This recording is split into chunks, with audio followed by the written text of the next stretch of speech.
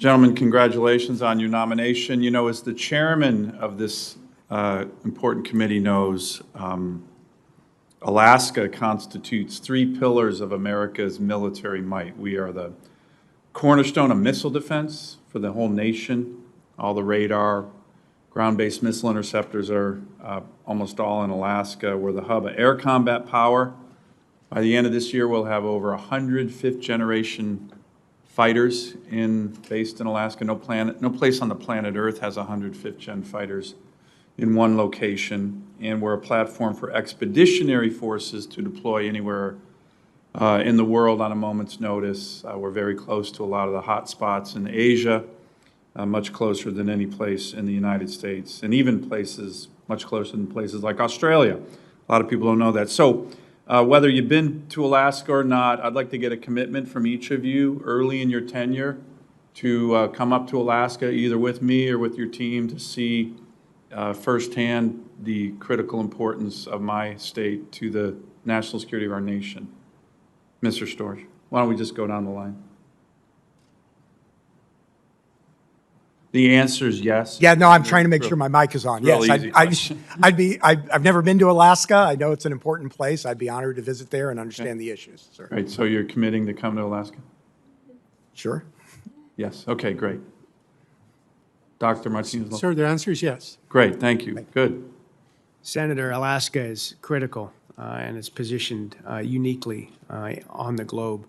So I commit to, one, coming to Alaska to better understand the unique environment and challenges that exist there. I want to work with the ASDA as well as my staff and the services to ensure that the sustainment capabilities in Alaska are up to the task to maintain readiness and ensure that combat power. So yes, I'll come visit. Thank you. Mr. Bashar? Yes. Thank you.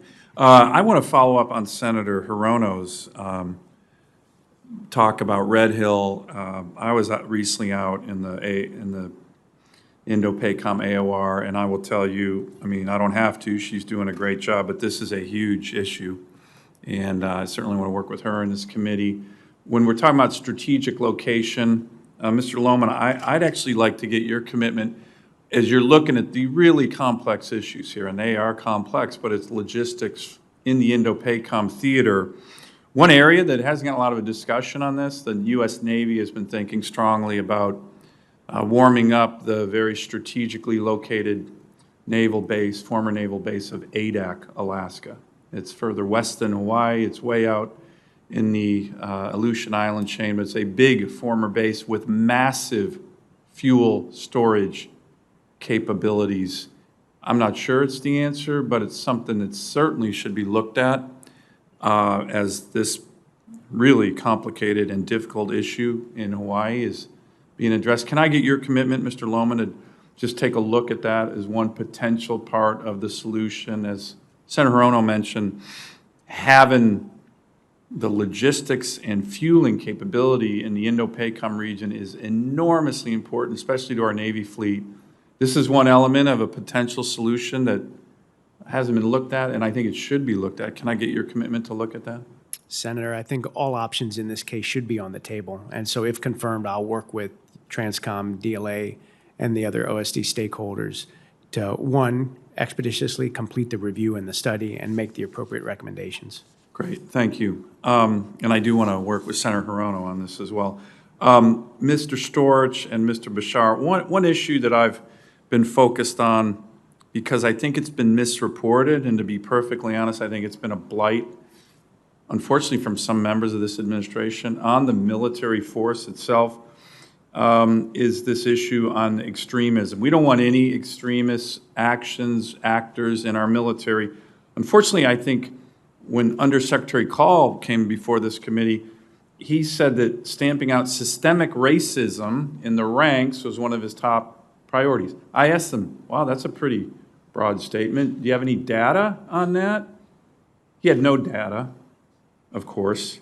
The media wildly reports this as some kind of giant crisis in the military. We had a member here who actually said estimates are 10% of the force could be branded as extremists or racists.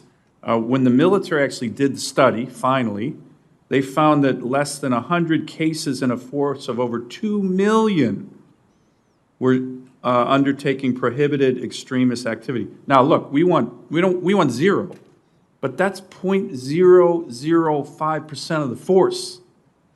So can I get your commitment as you're looking at these issues to make sure that you're reminding people that, as Mr. Bashar said, these are the best and brightest in the country.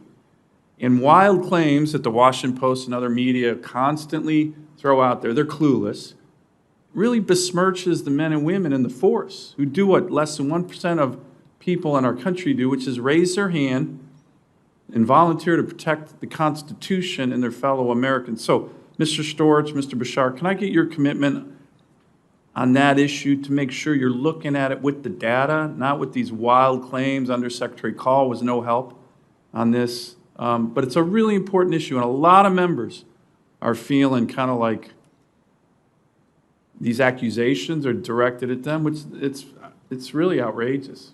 Can I get a comment from both of you on this? Senator, as you're no doubt aware, the OIG is doing work in this area currently. I certainly can tell you that if I'm confirmed, I will ensure that we are following the facts wherever they are and reporting them out as appropriate. Absolutely. Thank Senator you. Sullivan, you have my commitment to study the issue closely with the type of balance that you've just articulated. Thank you. Thank you, Mr. Chairman. Thank you.